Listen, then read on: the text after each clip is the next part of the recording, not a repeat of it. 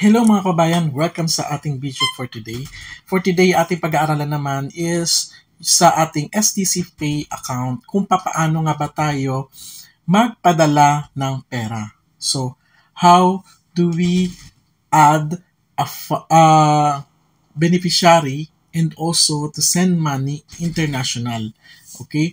Ating pag-aaralan ito kung paano nga ba. So, minsan kasi yung iba nating mga kababayan, nahihirapan din kung paano nga ba gamitin yung STC Pay account online.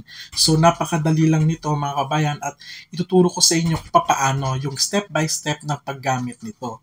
Actually, STC Pay account is madali lang gamitin pero yung kanyang exchange rate kasi for me hindi ko siya advisable na gamitin lalo na kung magpapadala ka international dahil kapag sa international ka magpapadala ang exchange rate niya kasi is mababa. So mababa siya ng 1 point something or 2 point something compared to the other bank, no? Kasi ang hindi ko alam kung bakit ganun kababa ang exchange rate niya. Pero pagdating naman sa transfer fees, the same lang din naman sila ng ibang bank. 17.25 din ang charges. I'm not sure kung depende sa inyo kung pwede nyo, kung gusto nyo gamitin. Pero for me, para sa akin, mas okay pa rin ng URPay. URPay under the tie-up ng Al-Rajhi. So, exchange rate niya kasi is the same lang din ng Al-Rajhi. So, hindi siya ganung kababa, no? Parang nagiging pareho din siya ng ibang bangko na exchange rate or ibang remittances dito sa Saudi Arabia. So, tara, let's talk about it. Hello mga ka-MLJ! Welcome sa ating video ulit for about the STC Pay, Send Money International. So, para po mas malinaw sa atin kung paano nga ba gamitin ang ating STC Pay account, you should have to log in to our STC Pay.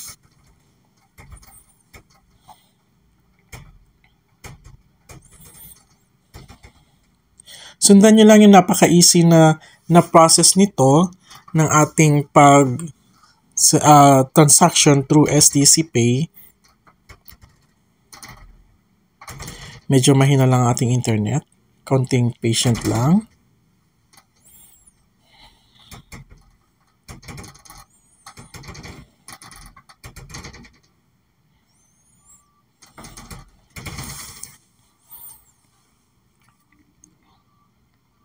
Okay.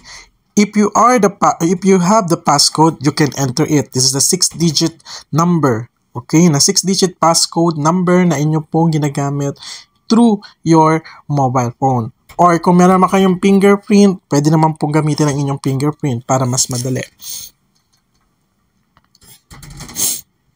Now, since this is my balance, this is the homepage of my account. So, para sa transfer, if you want to transfer money international, just click international. Then, makikita na natin dito yung mga beneficiaries, no, na na-add ko na. If you don't have any beneficiary pa at bago ka pa lang sa inyong STCP account, add new recipient. I-enter ang complete details. For example, Romeo. Okay.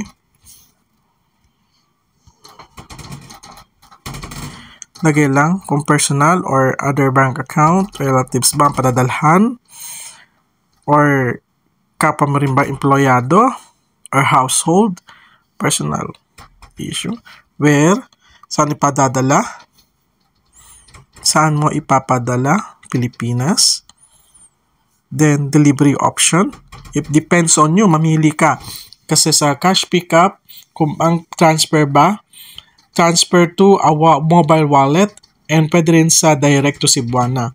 Okay, Western Union, cash pickup, transfer per bank account, transfer to mobile wallet, or direct to Cebuana account. Depends sa inyo. Kung gusto naman through wallet, click nyo lang wallet. Ito lang naman ang inyong nilalagay na details. Yan. Philippine peso. Continue lang.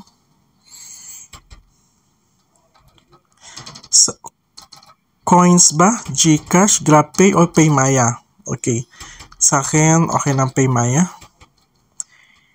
Make it sure ang inyong pong mobile number ha, na pareho at correct. Kasi kapag ka ano nyo yung transaction, hindi na po ito mare-refund. Make it sure lang na tama ang detalye na may lalagay po ninyo, lalo na po ang mobile number, ng wallet mobile number ng inyong GCash, Paymaya, or Coins account. Okay? I-enter lang ang recipient mobile number. Since meron na siyang code na 63, so start na tayo ng 9. 9. Then, after natin to ma-enter, punta naman tayo sa purpose of transaction.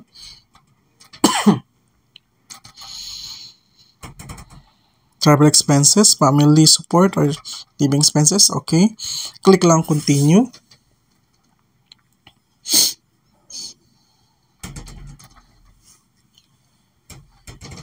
Do you know the receiver's nationality?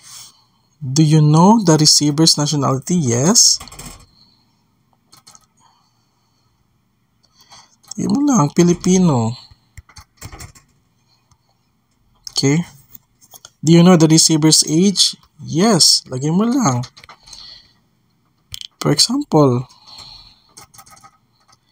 35. Okay, continue lang.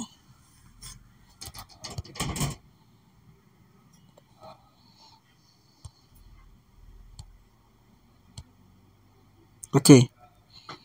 Since na-add na natin yung beneficiary, check natin. Check my beneficiary. Okay, it's already added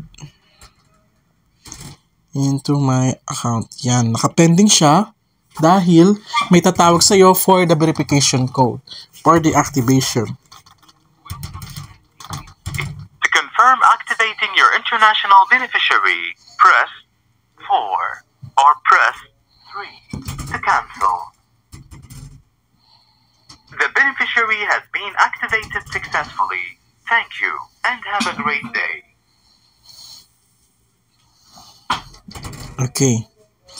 Since na-activate na natin siya through mobile, so okay na to.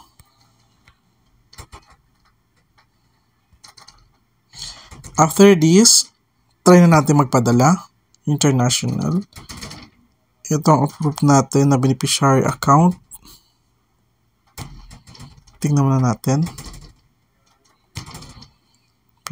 Beneficiary details, mobile.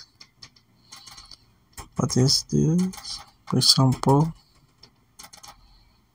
this is my account, okay? Click lang, transfer money to Romeo.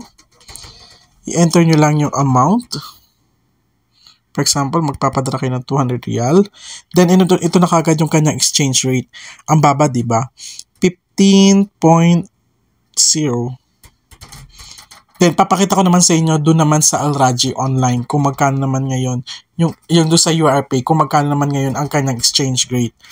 Dito kasi, ang baba niya, include natin yung kanyang transfer fee. Click lang natin na agree kayo doon sa terms and condition. Then, sa 200 real, ang marireceive ng inyong receiver is 3,010.94 since may transaction fee na 17.25, dideduct pa yun doon sa 200 real ninyo. So, ang marireceive nyo na lang is about 2,000 plus, same like that. Okay, 2,500 kasi nabawasan ng 2,500 or 2,000 or 800, something like that. Okay, ganon kadali lang ang mag-transfer using the STC Pay account. Okay? So, meron tayo